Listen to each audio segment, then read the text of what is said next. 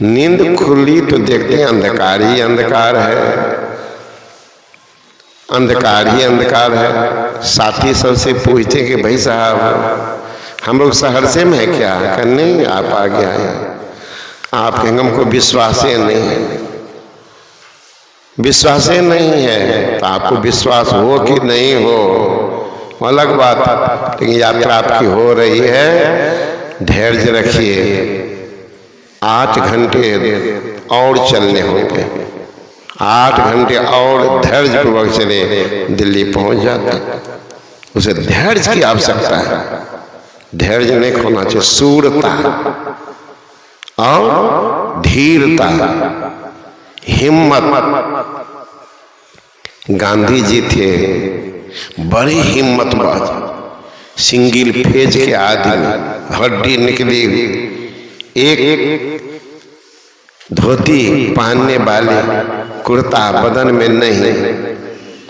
हिम्मत कितना! अंग्रेज से चल रहा था लड़ाई, संजोग ट्रेन में घुसा था तो अंग्रेज सब था बैठा हुआ, 3-4 अंग्रेज, सबके पास में पूरा का पूरा सामान था कि यही तो आपस में बात करने लगा है, यही ठट्ठर गांधी है। कहा यही गांधी? कहा इतना हिम्मतबाज, यही हम लोगों को भगा रहा। कहा यही ठट्ठर बन। उन लोगों के पास में बहुत था, बेडिंग था, सामान था, अटैची था, भरा पड़ा सामान था। गांधी जी के पास में एकमात्र झोला जो कांख में टंगा हुआ था क्या? एगो लोटा, एगो गमछा, एक कपड़ा पहनने वाला, उसे ज्यादा रखते थे, वही झोला। गांधी जी को पेशाब लगी, चला गया बाथरूम, ट्रेन चीरता था। अंग्रेज गुस्सा के मारे झोला को ट्रेन के बाहर फेंक दिया। गांधी जब आए, पूछते कि भाई मेरा झोला था, मेरा झोला यहाँ था। अंग्रेज ने कहा कि हाँ झोला तो था, गया हवा खाने के लिए। अब क्या बोलेंगे? 4-5 अंग्रेज था और गांधी जी अकेले। का तुम्हारा झोला गया हवा खाने को। अच्छा ठीक, बैठ गया। 10 स्टेशन के बाद अंग्रेज लोग प्लेटफॉर्म पर उतर करके लगे वो भुजा उजा खाने के लिए। भुजा खाने लगे, गाड़ी का सिग्नल हो गया खुलने का, तो वो लोग हर बर करके खा रहे, गाड़ी धीरे धीरे ससर रही। गांधी जी जितना सामान था उन लोगों का, अटैची, बेडिंग, सामान सब उठा करके ट्रेन के बाहर फेंक दिया।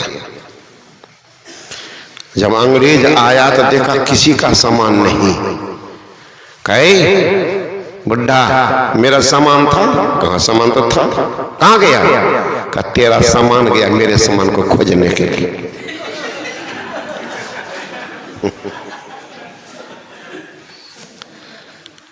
तुम्हारा सामान गया है मेरे सामान को खोजने के लिए। देखिए हिम्मत, 5 था, अकेले थे, हिम्मत कितनी। जब 10-20 स्टेशन के बाद अंग्रेज को कपार पर के बैठा हुआ था, गांधी को कितना होगा? 200-400 का सामान, और उनका तो हजारों हजार का सामान था। सब कपार पिटते जा रहा है। आगे स्टेशन में हल्ला हो रहा है। उनको लेने के, गांधी जी को लेने के लिए आए थे गांव के लोग। हल्ला में गांधी जी की जय, गांधी जी की जय। तब अंग्रेज देखा था कि बाप रे बाप, कहीं बुढ़ा कह दिया कि ये सब सामान मेरा फेंका है तो चटनियों बना देगा। सामान गया तो गया, हम तो कम से कम सब भागने लगा। गांधी जी का भागो मत, कुटेंगे नहीं लेकिन वृत्ति तुम्हारा सुधार कर देंगे, कुटवेंगे नहीं, भागो मत। तब का जान को पकड़ देना गांधी का, ठीक है जान पकड़ दिया, जाओ भाग के जाओ इंग्लैंड जाओ, अपने घर जाओ। देख लीजिए, धैर्य चाहिए। हिम्मतवान जो होता है ना वो कोई भी काम कर लेता है, और जिनके पास हिम्मत नहीं है तो उनको कोई सहायता नहीं करेगा। God helps those who helps themselves, इस उनकी सहायता कर देते। तो होना चाहिए धीरता, लेकिन इसमें भी एक निष्ठता। मन बदलते रहेंगे, मन बदलते रहेंगे, कब होगा? जिनको एक इष्ट पर आस्था नहीं, उनकी कोई व्यवस्था नहीं। एक बार ट्रेन में बेच रहा था कि व्यक्ति चैत्रमान चाय, चैत्रमान चाय, चैत्रमान चाय। तो एक महात्मा जी बैठे हुए थे, चैत्रमान चाय तो नहीं सुने थे आज तक। कहो भाई साहब वो चाय वाले ले आओ चैत्रमान चाय, तो दे दिया। मिट्टी के कुल्हड़ में, मिट्टी के कुल्हड़ में दिया, चाय पी लिया, पी करके वो बाहर फेंक दिया। दूसरा चाय वाले फिर घुसते हैं, चरित्रहीन चाय, चरित्रहीन चाय। चरित्रहीन चाय भी होता है? अब भाई साहब ले आओ तो चरित्रहीन चाय, तो दिया शीशे के गिलास में, पी लिया। तो कहा अरे धूर्त कपटी, शर्म नहीं आती? चाय के यही चाय तो पिया। उसको कहा चरित्रवान चाय, इसको कहा चरित्रहीन चाय। चाय वाले ने कहा कि बाबू साहब एक तो आपको लगाम बोलने की नहीं है, दूसरी बात बुद्धि की आपको कमी है। आप चाय पीते हैं, अब बुद्धि आपको है ये नहीं, हमको बुद्धि नहीं। आपने कहा चैत्रवान चाय, इन कहा किस चीज में मैं दिया? कि मिट्टी के बर्तन में। क्या किया मिट्टी के बर्तन? धो के रखा जेबी में? का नहीं, फेंक दिया। आपने कहा चरित्रहीन चाय, किस में दिया? शीशे गिलास। क्या क्या गिलास? का धो करके रख लिया। उसी तरह जो एक के मुंह में सट गया, दूसरे के तरफ थूक फेंक देगा, नहीं सटेगा, वो है चरित्रवान। चरित्रहीन का तो कोई 72 के कोट में सटेगा, फिर धो धो कर रख दीजिए। तो जो एक इष्ट पर आस्था रख लिए हैं उनकी व्यवस्था होगी, और जिनको इष्ट पर आस्था ही नहीं उनकी व्यवस्था कभी नहीं, कभी नहीं होगी। तो वही है कि सूरता से सौरज धीरज तही रथ चाका। हे मित्र, उस रथ का चक्का क्या चाका? सूरता, धैर्यता, सत्यशील दृढ़ ध्वजा पताका। उस रथ का जो पताका है वो सत्यशील, शीलता माना चैत्र, चैत्र ही मान होना चाहिए, शीलता है ना। तो इसलिए कहते हैं साधकों को ब्रह्मचर्य व्रत पर भी ध्यान देना चाहिए, तो आप आगे बढ़ेंगे, आगे बढ़ जाएंगे। जिनको सदाचार पर विचार नहीं, जिनको आचार विचार का ख्याल नहीं, तो ध्यान क्या करेंगे? हाँ भांज पुराते। तो उस रथ का है शीलता, सत्य, सत्य का व्यवहार, सत्य शील दृढ़ ध्वजा पताका, निश्चय, निश्चय नहीं बदलना चाहिए, कुछ भी हो जाए। संसार में तो ऐसे आता है बल विवेक दम परहित घोरे। बल और विवेक, विवेक क्या? सत असत का ज्ञान, पाप पुण्य का ज्ञान जिनको बल विवेक दम परहित घोड़े। दम रस्सी को कहते हैं, दामा। जो अच्छे रस्सी से बंधा हो वो दामा, वही सुदामा। तो बल विवेक दम परहित घोड़े। तो वो क्या है? बल विवेक है। विवेक क्या है? बिनु सत्संग विवेक न होई। ये मिलेगा किनको? राम कृपा बिनु सुलभ न सोई। जब तक भगवान की कृपा नहीं होगी नहीं मिलेगा। तो बल विवेक होना चाहिए। एक राजा थे, वो अपने दरबार लगवाते थे, कवि को बहुत दान पुण्य देते थे। संजोग एक बार आए कवि अपनी कविता करने लगे। अब कविता सुन करके जितने सभासद से महाराज तो लोट पोट हो गए। वाह धन हो कवि, तो मुर्दा को भी सजीव बना के दिखा देते हो, धन हो तुम कवि। और राजा के अजीब थर्मामीटर का क्या? मोछ पर हाथ देते थे। अब बाल अगर टूटता था उतना दान करते थे। वही दिन बार बार मोछ पर हाथ दे तो एक बाल टूटा। का कवि कहा राजन, अरे तुम्हारी कविता तो बहुत अच्छी हुई, सारे लोग के साथ मैं भी झूम उठा, लेकिन लगता है ईश्वर परमात्मा खुदा अल्लाह ने तेरे भाग को खोटा कर दिया। का अल्लाह खुदा ने कहा? क्यों राजा? का देखो मेरे दान देने की जो प्रवृत्ति है वह यह है कि मुझ पर हाथ देता हूं, जितना बाल टूटता है उतना दान करता हूं। अन्य दिन कितना बाल टूटा, आज जब हाथ बार बार दे रहा हूं कोई असर, मात्र एक बाल टूटा, इसलिए एक असर भी मिलेगी। जितना बाल टूटता था उतना असर भी दान करते थे, आज तुमको एक ही असर भी मिलेगी।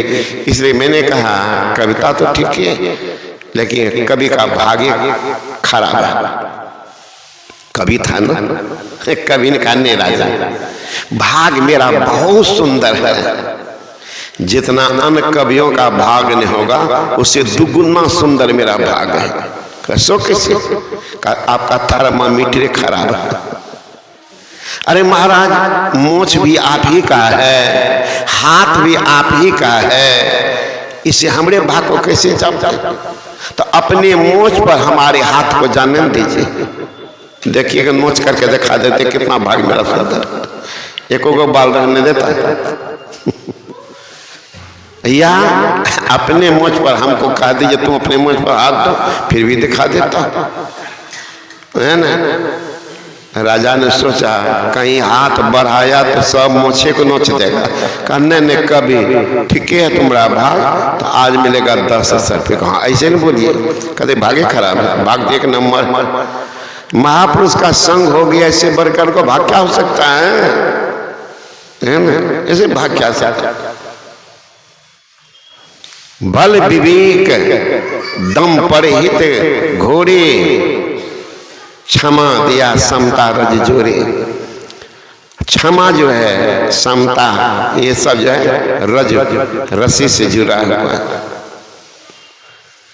तो जो साधक साधना पथ पर चलते हैं तो अनेक बाधाएं आती हैं, जो बाधा को टप जाते वही वीर कहलाते हैं, और जो बाधा में ही लिपट जाते हैं वो वीर नहीं, वो कायर कहलाते हैं।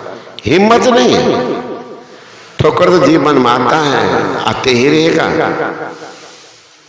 संघर्ष के बिना कोई महान नहीं बन सकता, ठोकर खाए बिना सही इंसान नहीं बन सकता। अरे कलाकार के हाथ में गए बिना मिट्टी या पत्थर भी भगवान नहीं बनता, तो गुरु के शरण में गए बिना कल्याण कैसे हो सकता है। आज देखिए कलाकार की देन, मिट्टी लाए खेत से, एक घास फूस ले लिए खेत से, अब बना करके सरस्वती मैया तैयार करती।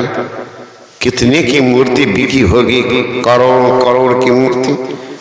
मूर्ति कैसे बन गई सरस्वती माँ, मिट्टी कैसे बन गई सरस्वती माँ, उल्लार पुआर कैसे बन गया सरस्वती माँ।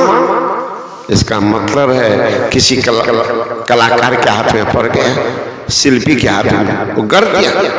उसी तरह सतगुरु पशु मानस करे, मानस थे सिद्ध सोय, दादो सिद्ध थे देवता देव निरंजन।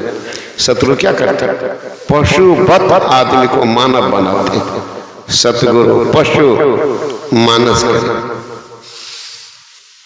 पशुवत मनुष्य को देखते।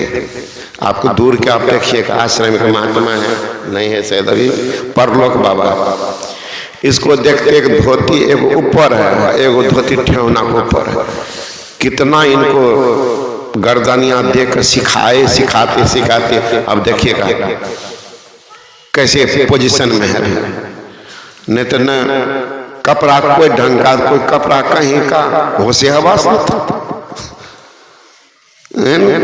पहनने का लूड़े नहीं था, धोतियों पहने कितना हूँ पहना। धोती को दो होता, एगो कोर इधर था, एगो ऊपरे में था, ठेवना ऊपरे में।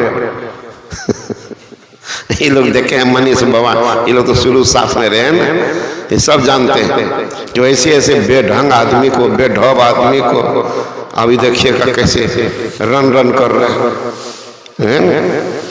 तो क्या करते हैं सतगुरु कुम्हार, क्या करते हैं, मिट्टी में जो अवगुण है वो थापी मारते हैं। हम और हमको आपको दे दे वही घड़ा तो फोड़िए दीजिएगा एक बार। लेकिन कुम्हार में से फुटता है, देखे वो क्या करता है, एक थापी दिया कस के, और फिर कुछ है वो निकाल देता है, फिर सदा का फिर मारता है, मारते मारते उसको देता है बढ़िया से पका करके, तब निकाल देता है। एक बार के महात्मा थे, महात्मा के आश्रम में पहुंच गए 4-5 का नौजवान सोचा कि जाएंगे बाबा जी के आश्रम में। रोज चलता है काजू किशमिश, रोज वैरायटी का जलपान भोजन चलता है, कोई काम नहीं करना, चल वहीं रहेंगे। पहुंच गए, महात्मा जी देखा, अरे कहाँ आए हो तुम लोग? का गुरु जी सेवा करने आया हूँ। वाह, तब अभी तुमको पढ़ने का समय, जाओ पढ़ो। नहीं गुरुजी, पढ़ने मन नहीं लगता है, यहीं रहेंगे तो साधु बनोगे। कहाँ साधु बनेंगे महाराज? का देखो साधु बनोगे तो यहाँ कुछ काम करना पड़ेगा, तब खाने देंगे। अब 4-5 ठो सोचने लगा, सोचे थे फिर ये खिलाता है, ये बाबा जी तो कामों कराता है। का कौन काम कराइएगा बाबा का, कोई विशेष काम ना। 5 ठो हो ना, कहा घड़ा उठा, आओ नदी से पानी लाके आश्रम में दो, आओ सफाई करो। ये तो साधारण बात है। तो दिया गया, 5 ठो आया तो रख दिया, साफ सुथरा कर दिया। तो चला काजू रे, किशमिश रे, अखरोट रे, मुनक्का रे, चुहारा रे, पिस्ता रे। तो कहा बाप रे बाप, सही है बात है, बाबा जी ऐसे मोटाता है, देख लो कोई काम धाम नहीं और सारा चीज। दूसरा दिन कहा कि ये ठीक है जी, फिर घर आ लो। तो उस दिन महात्मा गेटे पर खड़ा था, बड़का मुगदर लेकर। मुगदर देखे आप, पहलवान लोग झाड़ता है, वही लेकर। सुनो तुम 5 ठो हो ना, कहाँ? तो आज पहले 5-5 मुगदर मारेंगे, तब आश्रम में घुसने थे। तो सोचा बाबा है, मारेंगे थोड़े, ऐसे हंसी करते। कहा जैसी मर्जी बाबा।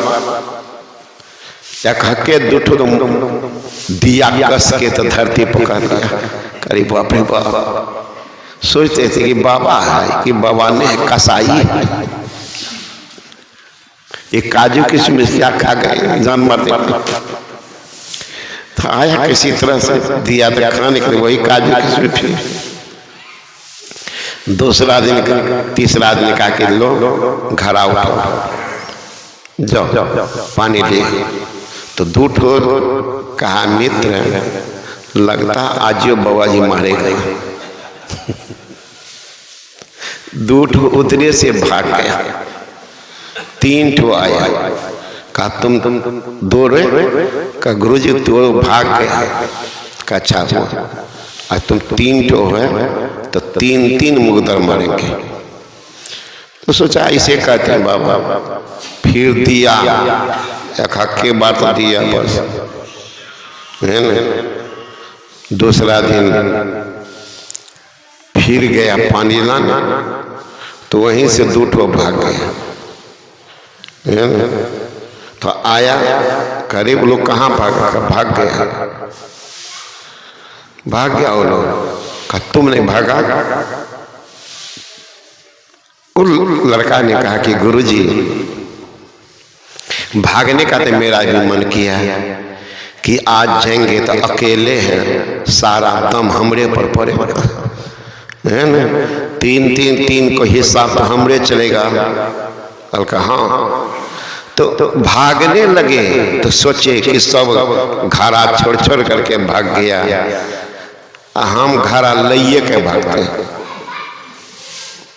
तो घरा लेकर के जो भागने लगे तो घरा से आवाज निकलती है, ये नौजवान मत भागो मत भागो, देखो मेरे तरफ। कुंभकार ने मिट्टी लाया, मिट्टी को कितना लात से हमको लतियाया, फिर भी कुंभकार ऐसा निर्दय निष्ठुर निकला, हमको चाक पर रख दिया, चाक पर खूब घुमाया, चाक पर घुमाया, थोड़ा दम घुमाते रहा, फिर भी निर्दय निष्ठुर।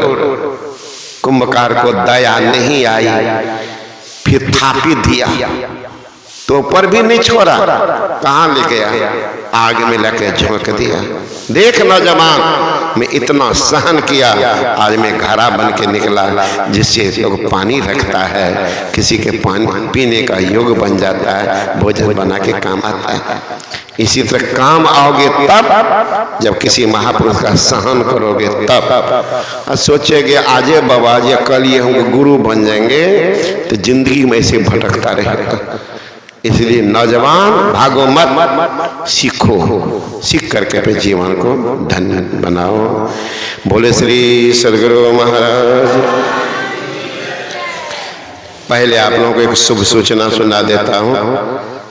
कल मैं अपने आदरणीय महात्मा नारायण बाबा से मैं बात कर रहा था। यहाँ पर ये जो देखते हैं ना, ये साधारण चीज नहीं है हमारा, ये देश के अभी विश्व में चला जाता है।